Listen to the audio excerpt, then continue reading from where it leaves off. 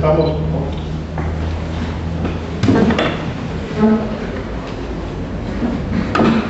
Buenos días. Se abre la audiencia de vista pública en el expediente formado por apelación de sentencia de amparo en acción constitucional promovida por la Unidad de Impugnaciones del Ministerio Público contra la Sala Tercera de la Corte de Apelaciones de Ramo Penal, Narcoactividad y de Delitos contra el Ambiente.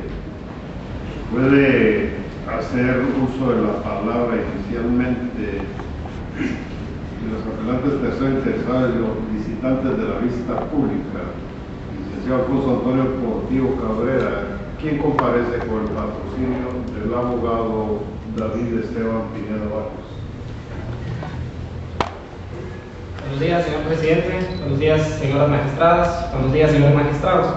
Únicamente yo haré uso de la palabra en este caso. Y al iniciar al evacuar la presente lista, señores magistrados, quisiera hacer un breve antecedente de por qué estamos hoy aquí. Con fecha 17 de agosto del año pasado, el Ministerio Público, hoy amparista, planteó una recusación dentro de un proceso penal que se sigue en contra del licenciado Alfonso Portillo Cabrera, el general Arévalo Lax y el señor Irán Maza Castellanos.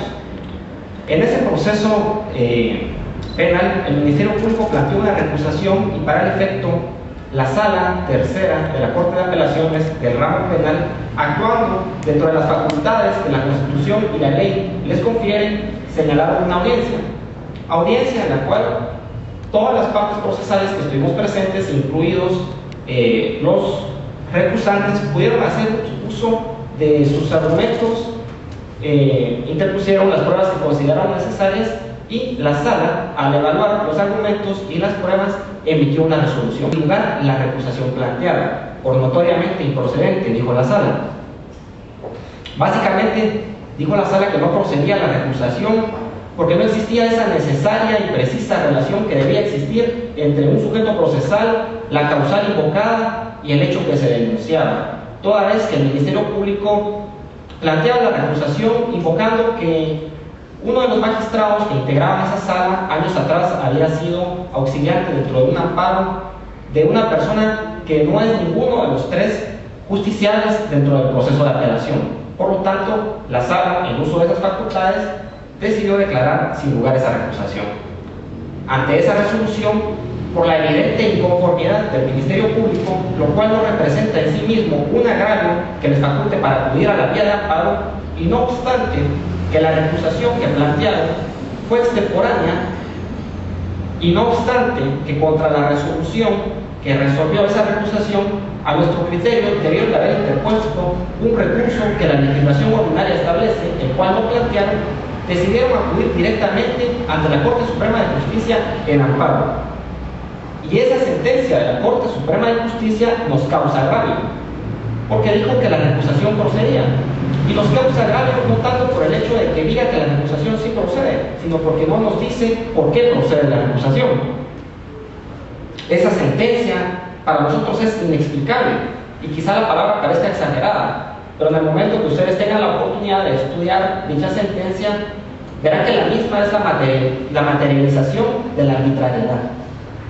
Decimos que es arbitraria porque la resolución no subsiste por sí misma, no se explica y no es capaz de decirme por qué llegaron a la conclusión de que la recusación sí procedía.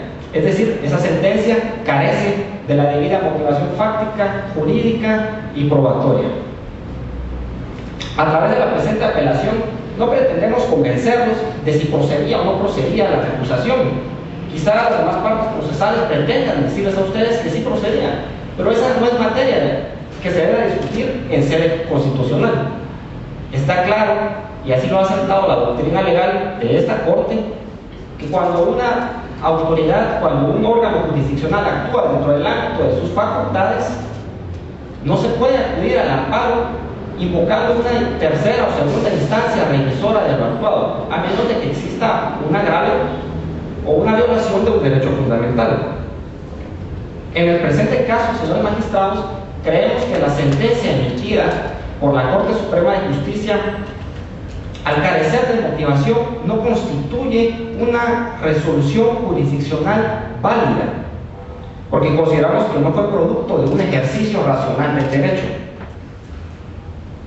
La sentencia apelada no tiene saltos lógicos, carece de lógica, y no decimos que su fundamentación sea quizá defectuosa, porque carece totalmente de fundamentación. Y decimos que carece de fundamentación porque, como dije al inicio, en ese amparo se volvió a discutir una recusación que fue planteada por el Ministerio Público, y en ese amparo presentaron pruebas, argumentos e invocaron distintas leyes. Pero al momento de resolver, la Corte Suprema de Justicia omite hacer una motivación fáctica que me indique o que me explique de qué manera llegaron a la conclusión de que los hechos que tuvieron por probados eran ciertos. No lo sé. Omite hacer una debida fundamentación probatoria, porque no obstante que el Ministerio Público acompañó medios de prueba, en la parte resolutiva de la sentencia de la Corte Suprema de Justicia ni siquiera mencionan esos medios de prueba, mucho menos los valoran. Y tampoco tiene una motivación jurídica, es decir, no hicieron la subsunción de los hechos en alguna norma legal precisa y concreta. Simplemente dijeron, la recusación procede. ¿Por qué causal de las que establece la ley del organismo judicial? No sabemos, pero procede. Y lo deberíamos de saber. Lo deberíamos de saber. Si la sentencia estuviera motivada, lo sabríamos. Yo creo que esa es una prueba irrefutable de que la sentencia carece de motivación. Igual suerte corrieron otros argumentos que fueron presentados por nosotros en calidad de terceros interesados, como el hecho de que la ley y la doctrina establece claramente que quien plantea un amparo debe de señalar y debe ser preciso en cuanto al agravio que le causa y al caso de procedencia, porque ¿quién mejor que quien se dice afectado en sus derechos para señalarle al tribunal de amparo cuál es el caso de procedencia? En el caso del Ministerio Público, que fueron los que plantearon el amparo, se limitaron a señalar de forma vaga e imprecisa 3 literales del artículo 10 de la ley de amparo. Esas 3 literales en su conjunto contemplan más de 10 casos de procedencia. Ellos no lo hicieron. Nosotros le hicimos el señalamiento a la Corte Suprema de Justicia, y en la sentencia se limitaron a decir que el artículo 10 de la ley de amparo estaba bien citado, pero tampoco nos dijo en qué caso de procedencia concurría específicamente el caso particular del Ministerio Público. Esa es ausencia de motivación, esa es arbitrariedad. La motivación de los fallos es lo que permite a los jueces y a los magistrados exponer públicamente las razones que los llevan a resolver en determinada forma. Es la expresión de la concepción republicana del Estado, ha dicho esta Corte. Y la fundamentación misma encuentra su asidero legal en el artículo 12 constitucional. En el presente caso, al encontrarnos nosotros ante una sentencia de la Corte Suprema de Justicia que carece de motivación, lo que solicitamos es el enjuiciamiento de esa sentencia, para que la Corte de Constitucionalidad establezca que la misma no es un pronunciamiento jurisdiccional válido por carecer de la debida fundamentación. Finalmente, quisiera acotar brevemente que también la Corte Suprema de Justicia se apartó de la jurisprudencia que esta Corte sostiene a la fecha. Jurisprudencia que establece claramente que a través del amparo no se puede realizar lo resuelto por los órganos jurisdiccionales cuando han actuado en el ámbito de las facultades y atribuciones que la Constitución o las leyes les puedan conferir. Se le hizo ver a la Corte Suprema de Justicia que, según el artículo 43 de la Ley de Amparo, ellos tienen la obligación de observar y respetar la jurisprudencia aceptada por la Corte de Constitucionalidad, y que no pueden apartarse de esa jurisprudencia, porque los únicos que pueden hacerlo son ustedes, siempre y cuando razonen esa innovación. Pero la Corte Suprema de Justicia no puede hacerlo, pero lo hicieron. Consideramos que la jurisprudencia y el ejercicio del derecho, sobre todo, debe de ser seguro. Si bien es cierto, al acudir a un órgano jurisdiccional, pues reina la certeza. Quien acude a un órgano jurisdiccional debe de tener por lo menos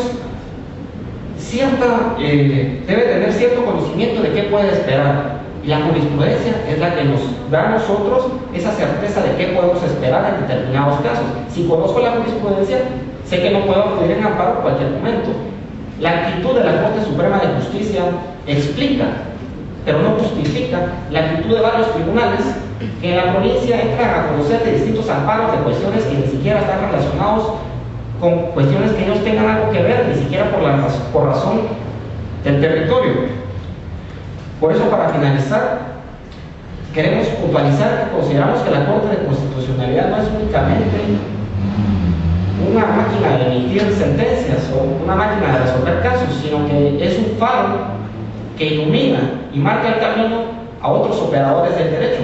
Un faro que marca ese camino y los demás operadores del derecho deben de seguir esos lineamientos.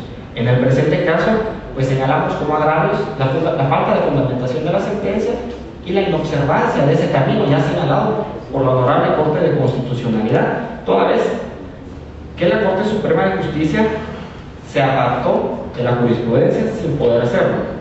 Creemos que la sentencia tiene vicios que están directamente relacionados en la construcción de la misma sentencia, por lo tanto la misma no puede subsistir por arbitraria, por lo menos no puede subsistir en un Estado democrático republicano como el de Guatemala. Solicitamos que la presente apelación sea declarada por lugar, que se revoque la sentencia emitida por la Corte Suprema de Justicia y que se dicte una nueva sentencia denegando el amparo solicitado. Muchas gracias.